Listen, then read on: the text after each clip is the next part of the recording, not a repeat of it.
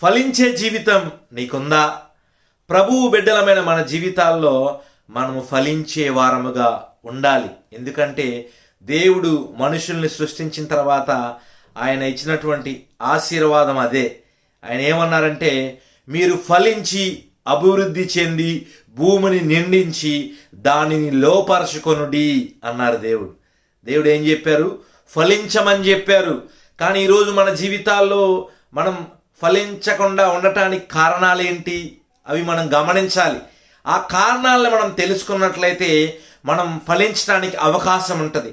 మొదటి కారణం ఏంటంటే చాలా ఇంపార్టెంట్ది, మనం దేవుని మాటని వినకపోవటం, దేవునికి అవిధేయత చూపించటం, దేవుని మార్గంలో నడవకపోవటం. ఈరోజు ప్రభువు బిడ్డలమైన మనమందరం దాన్ని గమనించినట్లయితే మన జీవితాన్ని మనం సరిచేసుకోగలుగుతాం. మనం దేవుని మాట విన్నప్పుడు మన జీవితాల్లో మనం ఆశీర్వదించబడతాం. నువ్వు ఎప్పుడైతే దేవుని మాట వింటావో, ఎప్పుడైతే దేవునికి విధేయత చూపిస్తావో, అప్పుడు దేవుడు నిన్ను దీవిస్తారు, నువ్వు ఫలిస్తావు, నీ కుటుంబం ఆశీర్వదించబడుతుంది. నువ్వు బయటికి వెళ్ళినప్పుడు దీవించబడతావు, లోపలికి వచ్చినప్పుడు దీవించబడతావు, నీ ద్వారా అనేక మంది దీవించబడతారు. నువ్వు ఫలించడి కొమ్మగా ఉంటావు. యేసేపు ఫలించడి కొమ్మ. ఆయన మంచిగా దీవించబడ్డాడు. దేవుని చేతిలో ఉన్నాడు యేసేపు.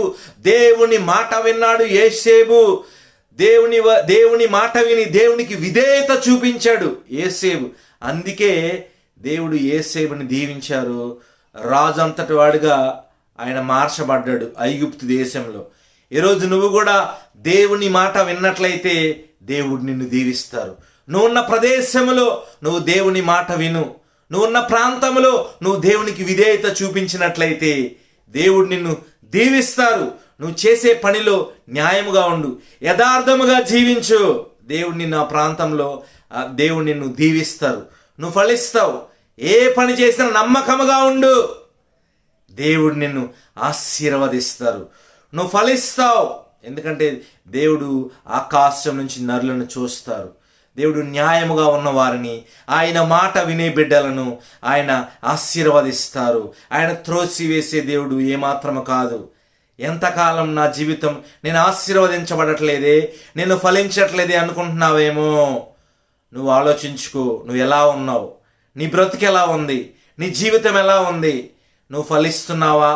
నువ్వు దేవుని మాట వినేవాడిగా ఉంటున్నావా? యథార్థముగా జీవిస్తున్నావా? ఆయన మార్గంలో ఉంటున్నావా? ఆయనకు విధేయత చూపిస్తున్నావా? నువ్వు గమనించినట్లయితే నీకే అర్థమవుతుంది.